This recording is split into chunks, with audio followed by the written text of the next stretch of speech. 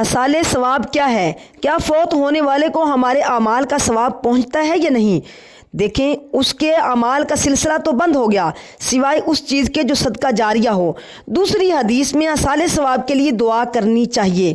اولاد اور صدقہ جاریہ یہ تو کرنے والے کو نفع دیتا ہی ہے، مگر اس کے علاوہ بھی ہزارہاں اعمال اور چیزیں ہیں۔ صدقہ خیرات اصال ثواب کی شکل میں مرحومین اور دوسروں کی دعاؤں کی شکل میں مرنے والوں کو ثواب اور نفع پہنچاتی ہے۔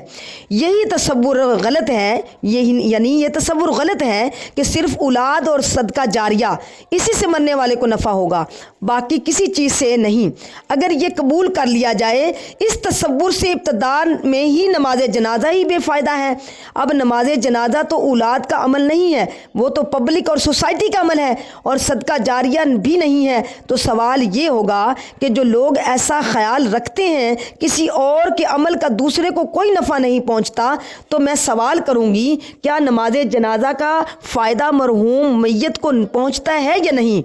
دو میں سے ایک جواب تو دیں گے۔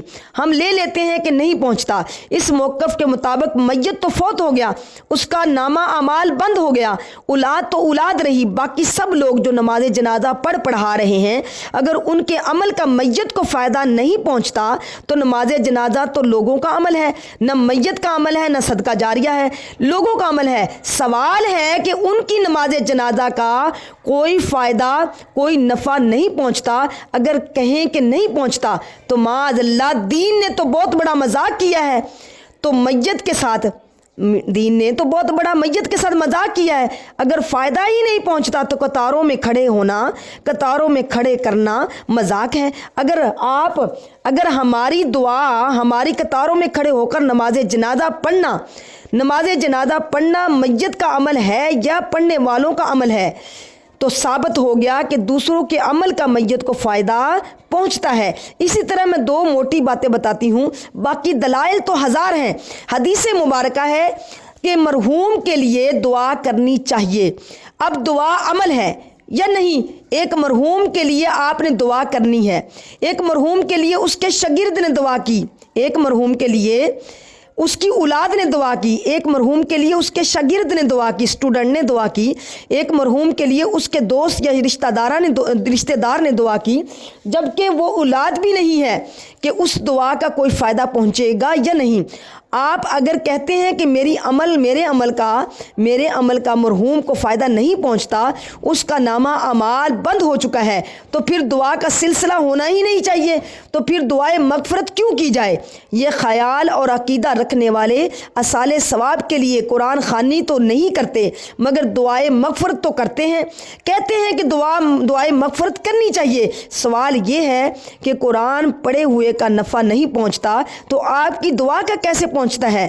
قرآن زیادہ بابرکت ہے یا آپ کے دعائیہ کلمات آپ کے بابرکت عمل ہے؟ اگر قرآن پڑھنے کا، نوافل پڑھنے کا، صدقہ خیرات کرنے کا ثواب اس کو نہیں پہنچتا تو دعا بھی اعمال میں سے ایک عمل ہے، اس کا فائدہ بھی نہیں پہنچنا چاہیے۔ تو دعا بھی اعمال میں سے ایک عمل ہے، اس کا بھی فائدہ نہیں پہنچنا چاہیے۔ اگر آپ کی دعا کا فائدہ اس کو پہنچتا ہے تو مرحوم کے لیے دعا رکھی کیوں؟ مرحوم کے لیے دعا رکھی کیوں؟ آپ ہر نماز میں پڑھتے ہیں رب اجعلنی مقیم الصلاۃ ومن ذریتی ربنا وتقبل دعاء ربنا اغفر لی ولوالدی وللمؤمنین یوم یقوم الحساب۔ اے اللہ مجھے بخش دے، میرے والدین کو بخش دے، اور قیامت تک وہ مومن جو پیدا ہو کے فوت ہو چکے ہیں اور جو ابھی پیدا بھی نہیں ہوئے قیامت تک پیدا ہوں گے، سب کو بخش دے۔ اگر اس کا نفع ان کو نہیں پہنچتا تو یہ مذاق ہے، ریلیمنٹ چیز ہے، یوز لیس چیز ہے۔ اگر آپ کہتے ہیں کہ ہماری دعاؤں کا فائدہ پہنچتا ہے تو دعا کیا ہے؟ ایک عمل صالح ہے یا نہیں؟ تو ثابت ہو گیا کہ عمل صالح کا فائدہ پہنچتا ہے۔ حضور علیہ الصلوۃ والسلام